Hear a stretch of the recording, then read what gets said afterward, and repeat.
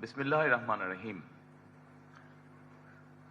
বাংলাদেশ সশস্ত্র বাহিনীর সাবেক অফিসারবৃন্দ, পরিবারবৃন্দ, সম্মানিত সকল উপস্থিতিবৃন্দ, বিডিআর শহীদ পরিবারের সদস্যবৃন্দ এবং সাংবাদিক ভাইরা সহ সম্মানিত সভাপতি, আসসালামু আলাইকুম। প্রথমে আমি আমার এবং আমার স্ত্রীর পক্ষ থেকে আজকের এই অনুষ্ঠানটি যারা আয়োজন করেছেন তাদেরকে আন্তরিকভাবে ধন্যবাদ জানাচ্ছি।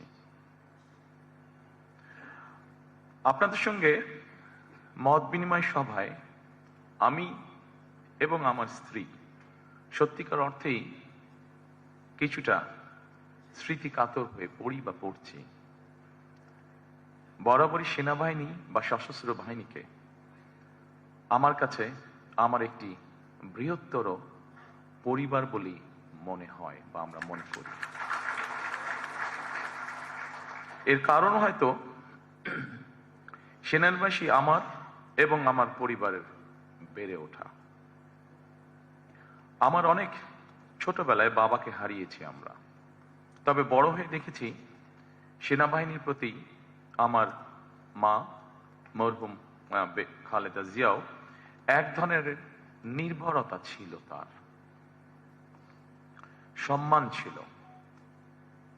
আমার মরহুম মা সবসময় মনে করতেন দেশের স্বাধীনতা সার্বভৌমত্বের জন্য বাংলাদেশের অবশ্যই একটি শক্তিশালী সেনাবাহিনী থাকা দরকার।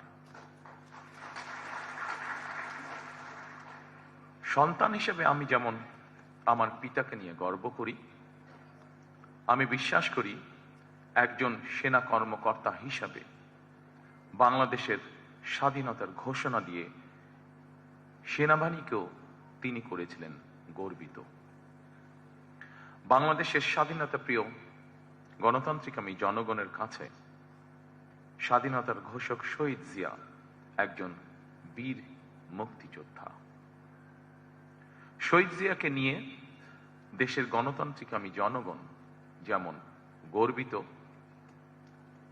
আমি দৃঢ়ভাবে বিশ্বাস করি, আমাদের পরিবার দৃঢ়ভাবে বিশ্বাস করে, ঠিক একইভাবে বাংলাদেশের সশস্ত্র বাহিনীও তেমনই গর্বিত।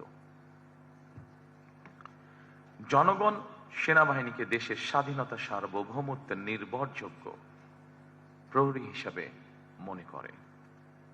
সেনাবাহিনীকে ভিন্ন কাজে সংযুক্ত করা হলে সেনাবাহিনীর মূল উদ্দেশ্য ব্যাহত হয় বলে আমি মনে করি।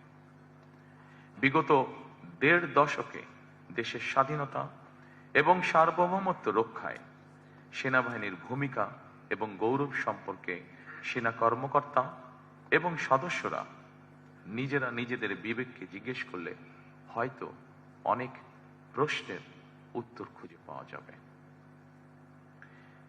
দেশ ফ্যাসিবাদ আর তাবেদারের অপশক্তির কবলে পড়ার পর শুধু গণতন্ত্র এবং মানুষের স্বাধীনতাই ভুলুণ্ঠিত হয়নি, বরং একই সাথে দেশের স্বাধীনতা সার্বভৌমত্ব হুমকির মুখে পড়েছিল। এমনকি ২০০৯ সালের ফেব্রুয়ারি মাসে বিডিআর পিলখানায় পরিকল্পিত সেনা হত্যাযজ্ঞের পরও এমন নির্মম হত্যাযজ্ঞের দিনটি খোদ সেনাবাহিনীও যথাযথ গুরুত্বের সঙ্গে পালন করতে পারেনি অথবা পালন করতে দেওয়া হয়নি তাদেরকে। সেনাবাহিনীর হারানো গৌরব ফিরিয়ে দেওয়া হবে। উপস্থিত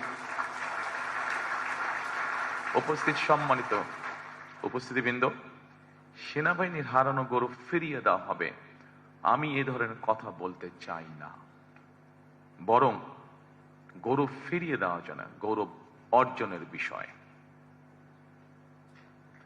ধারণ করার বিষয়। সেনাবাহিনীর গৌরব সেনাবাহিনীকে রক্ষা করতে হবে। সেনাবাহিনীর নিজেদের সম্মান এবং মর্যাদা সম্পর্কে নিজেদেরকে সতর্ক এবং সচেতন থাকতে হবে। সম্মানিত উপস্থিতিবৃন্দ, আমার কথাটা হয়তো একটু ছন্দপতন, কিন্তু আমি বিষয়টি যেভাবে বিশ্বাস করি, যেভাবে দেখি, আমি আপনাদের সামনে সেভাবেই উপস্থাপনের চেষ্টা করেছি। তবে একটি রাজনৈতিক দল হিসেবে, একটি রাজনৈতিক দলের সদস্য হিসাবে আমি এতটুকু বলতে পারি, জনগণের রায় বাংলাদেশ জাতীয়তাবাদী দল সরকার গঠনে সক্ষম হলে সেনাবাহিনীকে অবশ্যই কোনোভাবেই রাজনৈতিক স্বার্থে ব্যবহার করতে দেওয়া হবে না।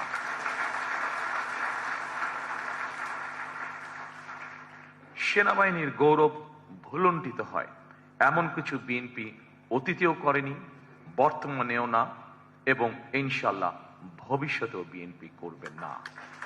কারণ বিএনপি সবসময় বাংলাদেশের পক্ষের দল। বিএনপি সবসময় বাংলাদেশের স্বাধীনতা, সার্বভৌমত্বের পক্ষের শক্তি। রাজনৈতিক দল হিসেবে বিএনপি রাজনীতির মাঠে শক্তিশালী থাকলে বাংলাদেশের স্বাধীনতা, সার্বভৌমত্ব শক্তিশালী থাকে। সেনাবাহিনীর গৌরব এবং মর্যাদাও ইনশাল্লাহ অক্ষুণ্ণ থাকে। সেনাবাহিনী অবশ্যই রাজনীতি সম্পর্কে সচেতন থাকবে, তবে রাজনীতিতে বিলীন হয়ে যাওয়া অবশ্যই উচিত হবে না।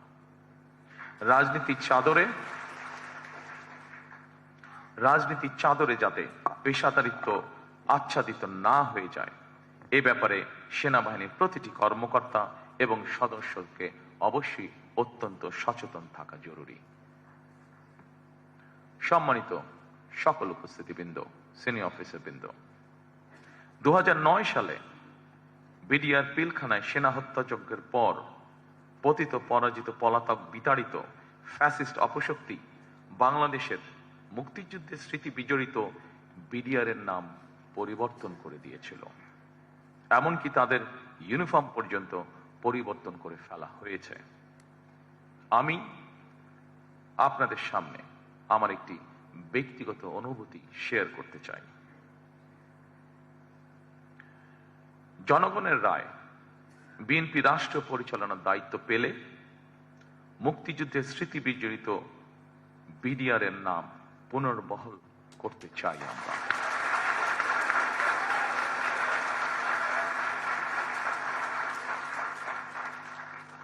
ভবিষ্যতে যাতে কখনোই এই ধরনের ঘটনা না ঘটে, সেই লক্ষ্যে সেনাবাহিনীর সঙ্গে আলোচনা করে বিডিআর পিলখানা সেনা হত্যাযজ্ঞের দিবসটিকে শহীদ সেনা দিবস অথবা সেনা হত্যাযজ্ঞ দিবস অথবা জাতীয় শোক দিবস হিসেবে ঘোষণা করার পরিকল্পনা আমাদের রয়েছে।